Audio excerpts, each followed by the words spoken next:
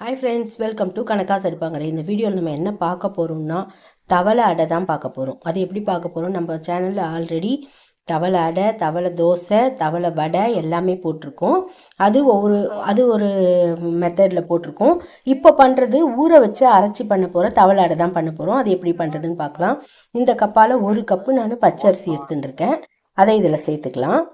பச்சரிசி சேர்த்துட்டு இதுக்கு 3 பருப்பும் கால் டம்ளர் போட்டுக்கணும். இந்த பாருங்க, இந்த இதால ஒரு துவரம் பருப்பு, அதுவும் நம்ம இந்த அரிசியோடையே சேர்த்துக்கலாம். துவரம் பருப்பு அதே அளவு தான் பாசிப்பருப்பு எடுத்து வச்சிருக்கேன். பாசிப்பருப்பு அதே அளவு கடலைப்பருப்பு, 3த்தையும் ஒன்னா சேர்த்து தண்ணி கொட்டி நல்லா வாஷ் பண்ணிட்டு இது கூடயே நம்ம மிளகாவையும் ஊற வச்சு ஒரு 3 மணி நேரம் ஊறினதுக்கு அப்புறம் அரைக்கணும். இப்போ இதை நல்லா வாஷ் பண்ணிட்டு பார்க்கலாம். பார்த்தீங்களா, இதை இப்போ நல்லா வாஷ் பண்ணிட்டு இதில் தண்ணி கொட்டி நல்லா ஊற வச்சுட்டேன். எல்லா பருப்பும் ஒன்றா கலந்துருது. இது தஞ்சாவூரில் எங்கள் அக்கா இருக்காங்க, அவங்க வாரத்தில் இப்படி தான் பண்ணுவா. அது ரொம்ப சூப்பராக இருக்கும். நான் பண்ணுறது எப்படின்னா, இதெல்லாம் ட்ரையாக மிக்சியில் உடச்சி உங்களுக்கு பண்ணி காமிச்சிருக்கேன் தவளை தோசைன்னு. இது தவளை அடை ஊற வச்சு தான் நம்ம குத்த போகிறோம்.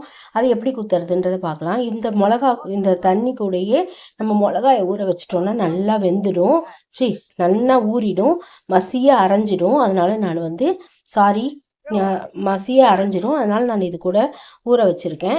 இப்போ இது கூட சோம்பு பிடிக்கிறவா 1 ஸ்பூன் சோம்பு போட்டுக்கலாம். ஆனால் நான் இன்னைக்கு சோம்புலாம் போட போகிறது இல்லை. இதை மட்டுமே ஊற வச்சு அரைச்சிட்டு அதில் என்னென்ன பொருட்கள் சேர்க்குறோம், எப்படி குத்துறோன்றதை அப்புறம் பார்க்கலாம். ஊறட்டும், அரைக்கும் போது பார்க்கலாம். இந்த மாதிரி நான் பண்ணாதவங்கெல்லாம் பண்ணி பாருங்கள்.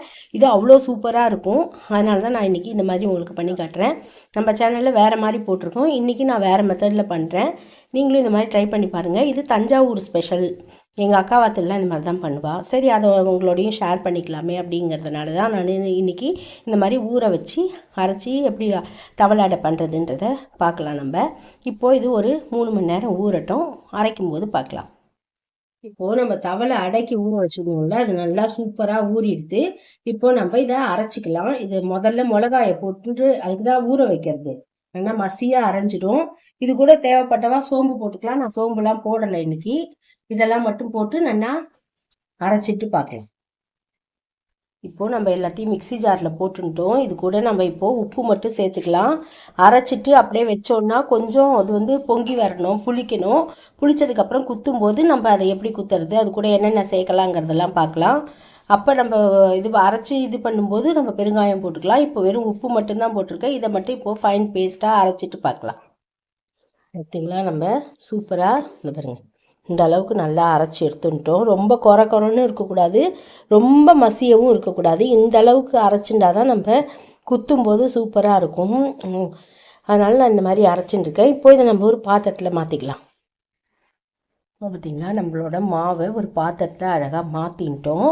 இப்போ என்ன பண்ணணும்னா, அந்த மிக்சி ஜாரில் இதை பாருங்க, கொஞ்சம் போல தான் தண்ணி குத்திருக்கேன். அந்த தண்ணி குத்தினதை இதில் குத்திடலாம். நிறையாலாம் குத்தக்கூடாது. இந்த அளவுக்கு கொஞ்சம் கொத்தாக இருந்தால் தான் நம்மளுக்கு எடுத்து பண்ணுறதுக்கு, அடை பண்ணுறதுக்கு வசதியாக இருக்கும். இந்த மாதிரி கெட்டியாக தான் இருக்கணும். இந்த அளவுக்கு தண்ணி குத்திருக்கோம். இது இப்போ நல்லா ஊறட்டும்.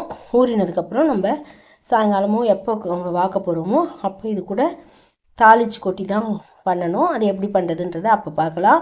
இப்போ இது ஊறட்டும், நல்லா பார்க்கலாம். நம்ம தவளை அடைக்கி அரைச்சி வச்சுக்கணும் இல்லையா, அதை நம்ம இந்த மாதிரி இருக்கு.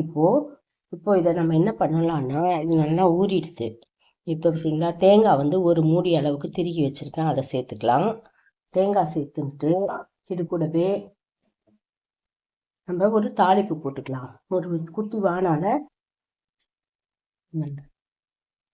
1 ஸ்பூன் எண்ணெய் குத்தின்னுருக்கேன். எண்ணெய் நல்லா காஞ்சின்ருக்கு. அதில் இப்போது 1 ஸ்பூன் கடுகு,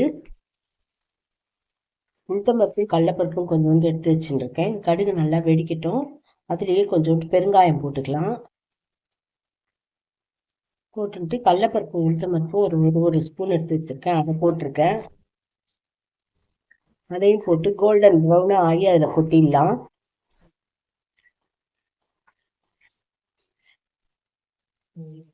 இது மாதிரி நல்லா சிகப்பாக ஆகி கடுகும் வெடிச்ச உடனே எடுத்து நம்ம அதை அப்படியே இந்த மாவில் சேர்த்துக்கலாம். மாவில் சேர்த்துட்டு கலந்து விட்டுக்கலாம். இது எப்படி நல்லா கலந்துட்டு இந்த தேங்காவும் உப்பும் நல்லா கலந்துட்டு இப்போது தவளை தோசையை அதே இழுப்பு சட்டியில் குத்திக்கலாம், தவளை அடைய. இப்போ இதை நல்லா கலந்துட்டு பார்க்கலாம். இந்த மாவு கொஞ்சம் திக்காக இருக்கிறதுனால இதை பாருங்க, இந்த மாதிரி ஒரு 1/2 டம்ளர் தண்ணி ஊற்றி லூஸ் பண்ணிக்கலாம். லூஸ் பண்ணிட்டு இப்போது அந்த வானாலேயே நம்ம கடுகு தாளிச்சோம்ல, அதுலேயே இந்த அடையை குத்திடலாம். இந்த வானாலேயே எண்ணெய் குத்தியாச்சு. இந்த மாதிரி கரண்டி கரண்டியாக எடுத்து இதில் நம்ம இப்படி குத்திக்கலாம். இதுவுமே கொஞ்சம் கெட்டியாக தான் இருக்குது, வேணும்னா ஒரு 1/2 கரண்டி தண்ணி விட்டுக்கலாம். இந்த மாதிரி தட்டி சிம்மில் வச்சு நல்லா வேக வைக்கணும். இப்போது சிம்மில் வச்சுக்கிறேன், இது நல்லா வேகட்டும். இதை சுற்றிலும் ஒரே ஒரு ஸ்பூன் எண்ணெய் குத்திக்கலாம். இது சிம்மில் வச்சு நல்லா வேகட்டும், பார்க்கலாம். பார்த்தீங்கன்னா இப்போது நம்ம அப்படியே மூடி வச்சோடனே இப்போ எப்படி இருக்குன்னு பார்க்கலாம். இப்போது நம்ம இதை திருப்பி விட்டுக்கலாம். சரிங்களா?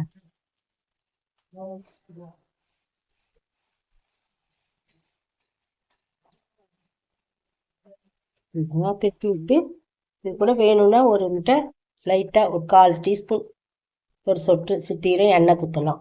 எண்ணெய் குத்தி இந்த சைடும் இது வேகட்டும், பார்க்கலாம். மூடி வச்சிடலாம் இது மாதிரியே. பார்த்தீங்களா, இப்போ நம்ம திருப்பி போட்டதும் நல்லா சூப்பராக கோல்டன் ப்ரௌனாக சூப்பராக ரெடி ஆகிடுது. இப்போது இதை அப்படியே எடுத்து வச்சிடலாம். நம்ம எடுத்து வச்சுட்டு அதே மாதிரியே நம்ம இன்னொன்றையும் குத்திக்கலாம். இதே மாதிரியே நம்ம குத்தினோன்னா சூப்பரான தவளை அடை. இதுக்கு தொட்டுக்கிறதுக்கு அடைனாலே எல்லாருக்குமே அவியல் சொல்வா, ஆனால் தவளை அடைக்கு எதுவுமே வேண்டாம், இதில் இருக்கிற உப்பு காரமே போரும், சூப்பராக இருக்கும்.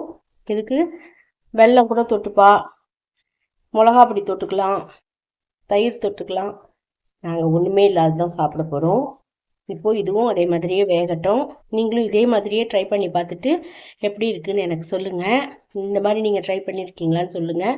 நம்ம சேனல்லையே தவளை தோசைன்னு ஒன்று போட்டிருக்கேன், வேகட்டும் நல்லா பார்க்கலாம். அதே மாதிரியும் ட்ரை பண்ணி பாருங்கள். பார்த்தீங்களா எவ்வளோ சூப்பராக ரெடி ஆகிடுதுன்னு தெரியுறது அவங்களுக்கு, ஓட்டை ஓட்டையாக இருக்கிறது சூப்பராக இருக்குது. நீங்களும் இதே மாதிரியே ட்ரை பண்ணி பார்த்துட்டு எப்படி இருக்குன்னு கமெண்ட் சொல்லுங்கள். நம்ம மீதி இருக்கிற மாவையும் அதே மாதிரி தேவையான அளவுக்கு குத்திக்கலாம். Thanks for watching. Bye friends.